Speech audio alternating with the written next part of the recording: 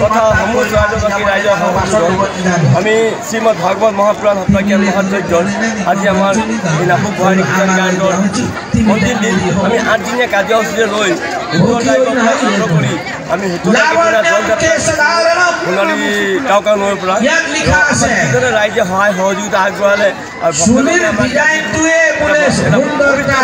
পৰিকল্পনা কৰিলে গতিকে মই সকলো ভক্তবৃন্দ ৰাইজলৈ আন্তৰিক শুভেচ্ছা অভিনন্দন জনাইছোঁ আৰু যিমানখিনি আমাক ৰাইজে সহায় সহযোগিতা জনালে সকলোকে মই ধন্যবাদ জনাইছোঁ আৰু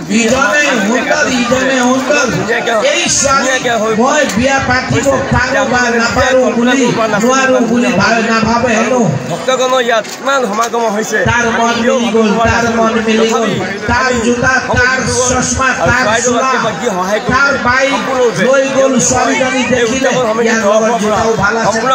ধন্যবাদ শুভেচ্ছা জনাইছোঁ।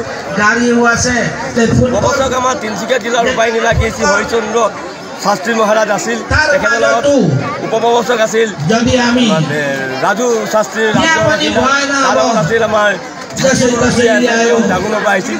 গতিকে তেওঁলোকে যি ধুনীয়া আমাৰ যেনেকৈ আকৰ্ষণ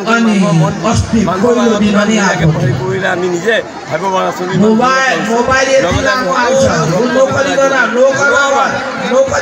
শুভেচ্ছা জনাইছোঁ।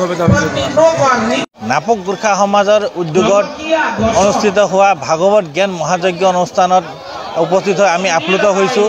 ইয়াত আজি আমি বিভিন্ন স্থানৰ পৰা ৰাইজে সমাৱেশ ঘটিছোঁ। ভক্তিভাৱৰ যি আধ্যাত্মিকতা এটা ধাৰা এই নাপুক ৰাইজে আজি প্ৰদৰ্শন কৰিছে। ইয়াত আজি বৈকুণ্ঠ ধাম ইয়াত আয়োজন হৈছে। আজি ইয়াত ভগৱানৰ বিভিন্ন লীলাসমূহ বাস্তৱ ৰূপত ইয়াত প্ৰদৰ্শন কৰা হৈছে। বিভিন্ন ৰাইজে ইয়াত আধ্যাত্মিকতা এটা পৰিৱেশ সৃষ্টি হৈছে। ইয়াত আমাৰ মন্ত্ৰী বিধায়কসকলেও ইয়াত অংশগ্ৰহণ কৰিছে।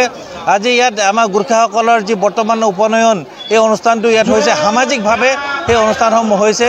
এই অনুষ্ঠানৰ দ্বাৰা এই সম্পূৰ্ণ এটা আধ্যাত্মিকতা পৰিৱেশ সৃষ্টি হৈছে বুলি আমি ভাবিছোঁ। ইয়াত সকলো ৰাইজৰ উপস্থিতি আৰু এই কাৰ্যসূচীৰ কাৰণে আয়োজক সমিতি আমাৰ ফালৰ পৰা আমি ধন্যবাদ আৰু কৃতজ্ঞতা জ্ঞাপন কৰিছোঁ।